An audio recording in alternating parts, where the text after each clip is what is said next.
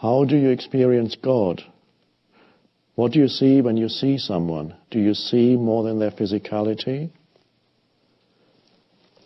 How I experience God, I've been talking about, this is really the only thing I talk about. Now, in different words. What do you see when you see someone? Do you see more than their physicality?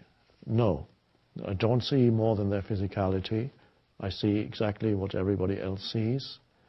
But I feel or sense something that is deeper than the physicality, and that is hard to put into words. There's a sensing of there's more to you than what I see, not as a thought, but as a knowing. And because I know there's more to this form than I can see or you can see here. So the consciousness beyond the form looks through the form and senses of, we don't have a word for it. I can say I sense or I feel, it's not quite right. Maybe sense it is the closest, would have to create a new word for it. I sense who you are or what you are beyond what I see, or beyond what you are telling me, or beyond what your mind is saying or your emotions are doing. So there's a connection with presence, the presence that is in you, the presence that you are. And that I have that more strongly than what I see. So that kind of almost obliterates what I see. What I see is the same as anybody sees.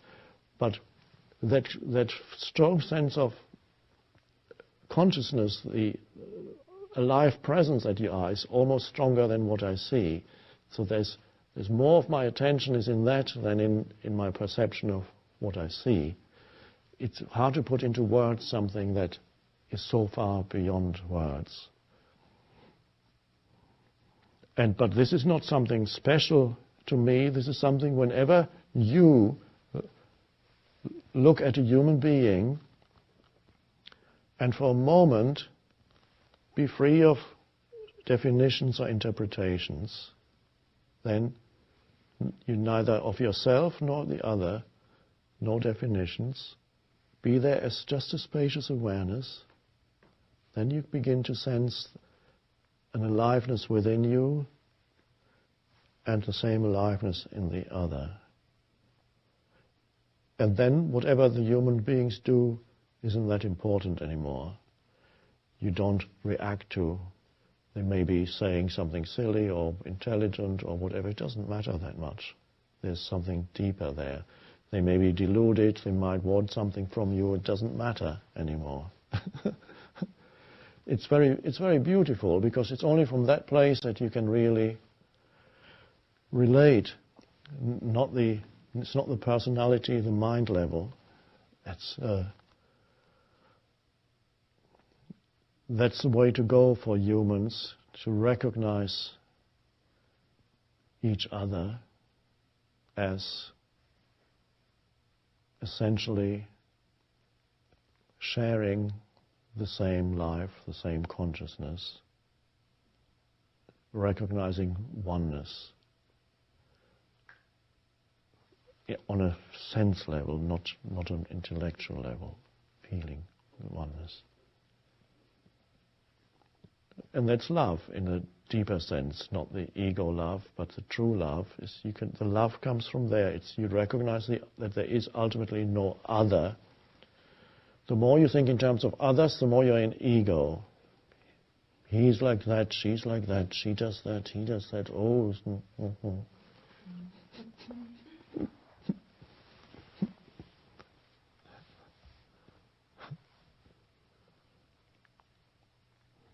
remember I wrote in the book, the famous Jean-Paul Sartre philosopher said,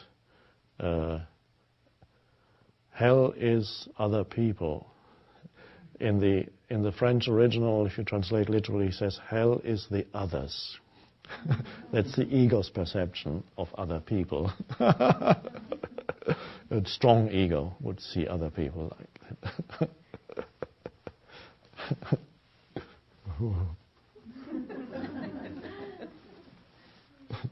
And of course it can become so strong that you end up with things like paranoia, because every strong ego has already an element of paranoia in it, even before it's recognized as pathological. When it's still normal, it has an element of paranoia in it. And so any strong ego goes around the world in that way of,